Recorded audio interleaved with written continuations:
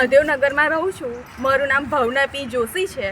કાંસ નજીક અમારું ઘર છે. અમારી સોસાયટીમાં રહેતા છોકરાઓ છે અમારી લાઈનમાં પણ જે મગર 4 દિવસથી દેખાયો છે. નગરપાલિકાને રજૂઆત કરવા છતાં પણ એને સફાઈ કામ કર્યું નથી, જેથી મગર છે કે નહીં તે પણ હજુ ખબર છે નહીં.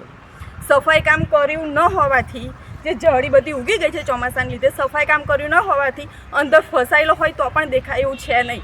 કોઈ પણ છોકરા કે અમે જાતે પણ કોઈ પણ સામાન કચરો છે આ તે જે બધું કાચમાં નાખવા જતાં અમારા જીવને પણ જોખમ છે.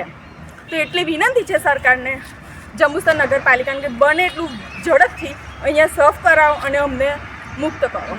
મગર તો છે જ, દેખાય છે બધાને. કોમ્પ્લેક્સ મહાદેવનગર. આ મહાદેવનગરની બાજુમાં એક પાણીનો પોસ છે. હવે એની અંદરથી અમે 4-5 દિવસથી મગર જોઈએ છીએ. અમે ફોટા બી પાડેલા છે અને અમે જાણ કરી, ફોરેસ્ટને જાણ કરેલી છે. એમને એક પાંજરી મૂકી ગયેલા છે, પણ હજુ મગર પકડાયો નથી. અમે નગરપાલિકાને જાણ કરી છે કે ઝાડી કાપી નાખો તો મગર પકડાય, તો નગરપાલિકા કોઈ ધ્યાન લેવા તૈયાર નથી. કારણ કે અમે 2-3 વખત રિક્વેસ્ટ કરી કિરણભાઈ અને બધાએ, પણ હજુ કોઈ રિક્વેસ્ટ એ સાંભળતા નથી. તો આ કાલે ઉઠીને છોકરા અમારા રમે છે ને કંઈ ખેંચી જશે કે કંઈ થઈ જશે તેની જવાબદારી નગરપાલિકા લેશે કે પછી ફોરેસ્ટર ખાતા લેવાના છે, એ અમારે એટલો જોવાનું છે. કેટલા દિવસથી તમે નગરપાલિકામાં રજૂઆત? અમે 3-4 દિવસથી કિરણભાઈ રજૂઆત કરેલી છે, પણ હજુ કોઈ સાંભળવા રાજી નથી.